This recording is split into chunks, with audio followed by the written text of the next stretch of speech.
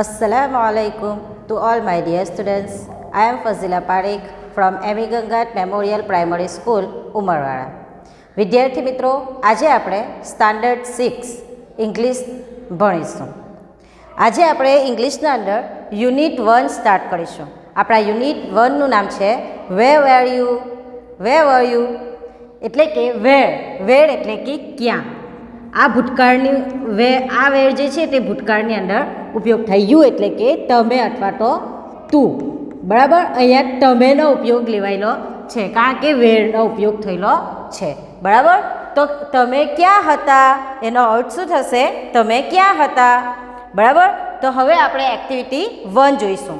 આપણી એક્ટિવિટી 1માં શું છે તે કે નીચે આપેલું ગીતનું અભિનય સાથે ગાન કરો. તો અહીંયા એક પોએમ આપેલી છે, તેને આપણે અભિનય સાથે ગાન કરવાનું છે. બરાબર, ચાલો પહેલાં હું આ કાવ્યને આ ગીતને રીડ કરું છું. તમારે બધાએ પણ મારી સાથે એને રીડ કરવાની છે. બરાબર. There were 5 in the bed and the little one said, roll over, roll over, roll over. So they all rolled over and one fell down. There were 4 in the bed and the little one said, roll over, roll over, roll over. So they all rolled over and one fell down. There were 3 in the bed and the little one said, roll over, roll over, roll over. So they all rolled over and one fell down. There were 2 in the bed and the little one said, roll over, roll over, roll over. So they all rolled over and one fell down. There was 1 in the bed and the little one says, good night. જુઓ વિદ્યાર્થી મિત્રો, કેટલું સરસ ગીત છે ને. આ ગીતને હવે આપણે શબ્દો દ્વારા સમજીશું. There were 5 in the bed. ત્યાં were 5 in the bed. 5 એટલે કે 5.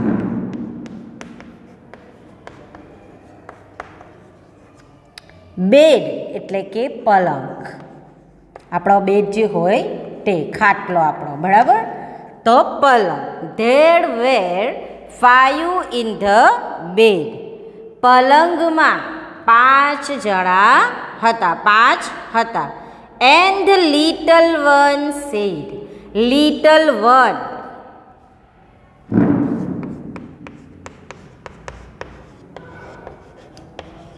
નાનો બાળક. said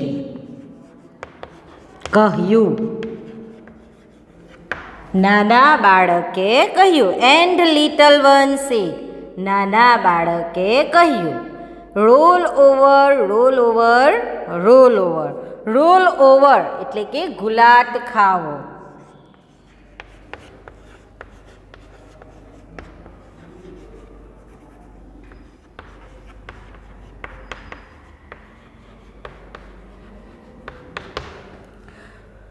role over, roll over, roll over. ગુલાટ ખાઓ, ગુલાટ ખાઓ, ગુલાટ ખાઓ. So they all rolled over. તેથી, સો એટલે કે તેથી. ધે તેઓ. રોલ્ડ ઓવર એટલે કે ગુલાટ ખાધી. And one fell down. One fell down. Fell down એટલે કે નીચે પડવું. Down એટલે કે નીચે અને fell એટલે કે પડવું. શું કહ્યું છે? fell down and one fell down. one એટલે કે એક.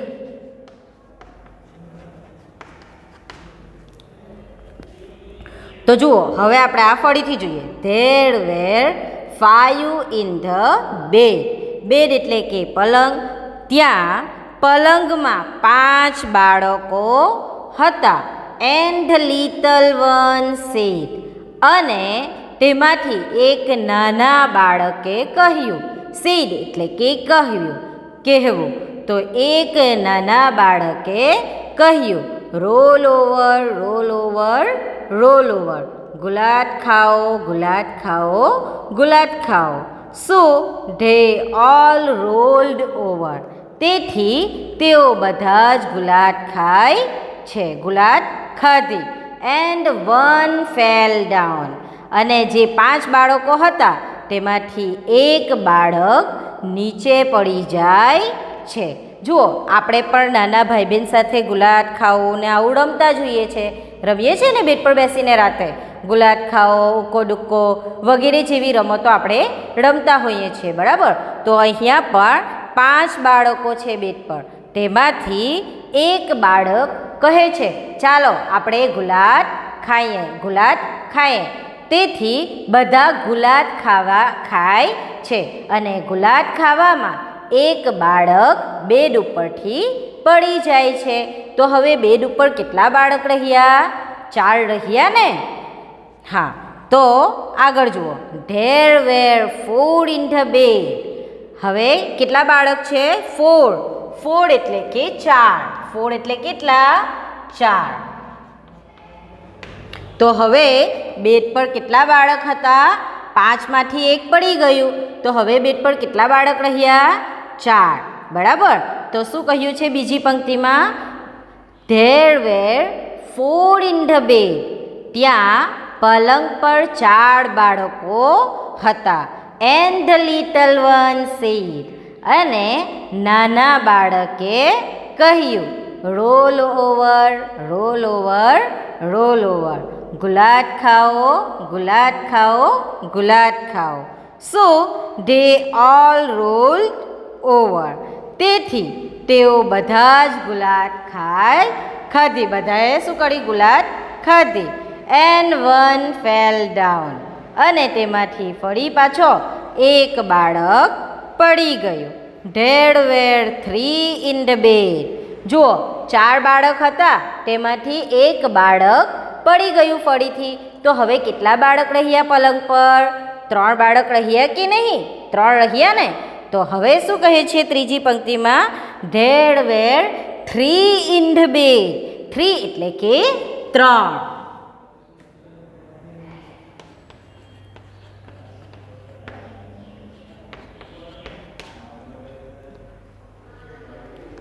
જુઓ, તો હવે બેડ પર કેટલા બાળક રહ્યા હતા?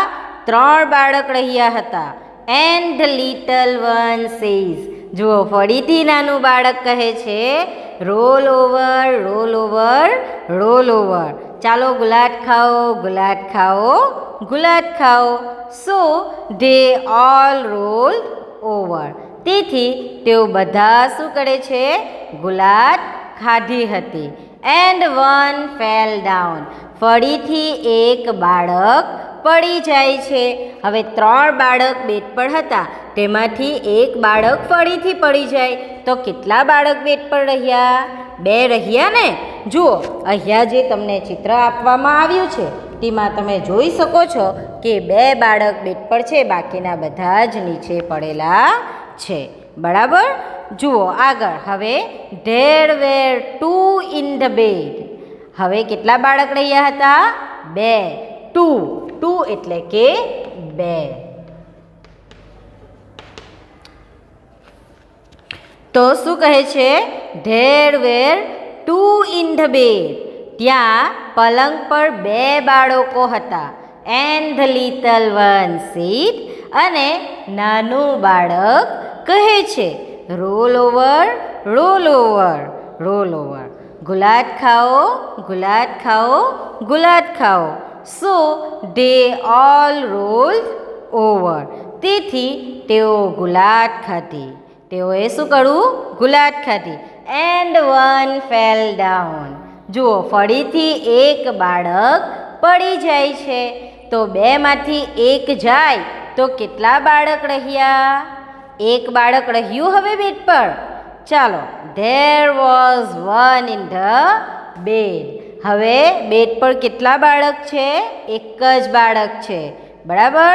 And the little one said good night. જુઓ, હવે એક જ બાળક બેડ પર રહ્યું તો તેણે શું કહ્યું બધાને? એક નાનું બાળક બોલ્યું શુભ રાત્રિ, ગુડ નાઇટ. તો ગુડ નાઇટનો અર્થ શું થશે?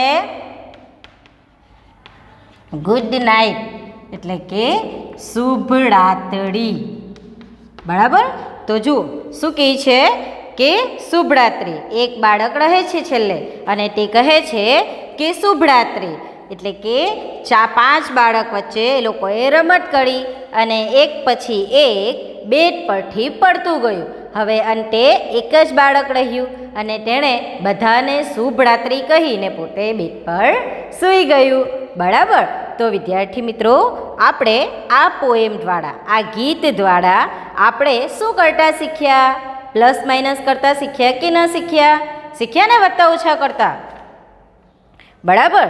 વિદ્યાર્થી મિત્રો, આ જે ગીત છે તે ગીતના અંદર તમને શું આપ્યા છે?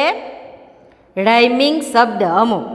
તો તેને આપણે શોધવાના છે. રાઇમિંગ શબ્દ એટલે કે છેલ્લી લીટી સરખા જે શબ્દ હોય તેને આપણે શોધવાના છે, બરાબર. Rhyming words. તો વિદ્યાર્થી મિત્રો, રેડ તો તેના જેવું સરખું શું આવશે? રાઇમિંગ શબ્દ બેડ, બરાબર. તો તેવી જ રીતના હવે આપણને બીજા આપ્યા છે રાઇટ. તો રાઇટ શોધો. અંદર આપણે પોએમના અંદર શોધીએ તો શું આપ્યું છે? અહીંયા છેલ્લા શબ્દમાં રાઇટ જેવું નાઇટ આપ્યું છે ને, તો શું થશે? રાઇટનું નાઇટ, બરાબર. પછી છે શબ્દ આપ્યો ટોલ. તો ટોલ સાથે રાઇમિંગ શબ્દ કયો આપણો થઈ શકશે? આ રહ્યો. શું? All rolled over. ઓલ. તો ઓલ આપણો રાઇમિંગ શબ્દ બનશે. તો ટોલ, ઓલ. ઓલ, ટોલ, બરાબર. ટ્રી.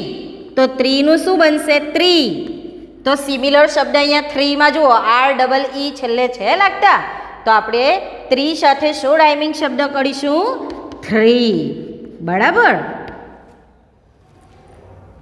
પછી છે અલાઇવ. Alive, IVE. 5 જુઓ, 5 IVE છે ને. તો અલાઇવ સાથે આપણો રાઇમિંગ શબ્દ કયો બનશે? 5, બરાબર. એટલે કે સરખા શબ્દ, બરાબર. સેન્ડ, SAND, સેન્ડ એટલે કે and. And send, send and, બરાબર. હવે શું છે?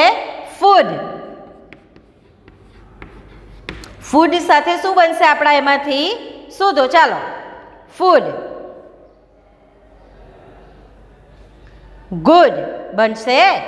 આપણે એમાં નથી, તો આપણે શું લખીશું? ફૂડ ગુડ, બરાબર. પછી શું છે? બેલ. બેલ સાથે શું બની શકશે અહીંયાથી?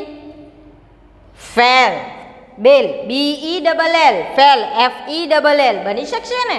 તો આપણે શું બનાવીશું બેલ સાથે રાઇમિંગ વર્ડ્સ? ફેલ, બરાબર. હવે બ્રાઉન.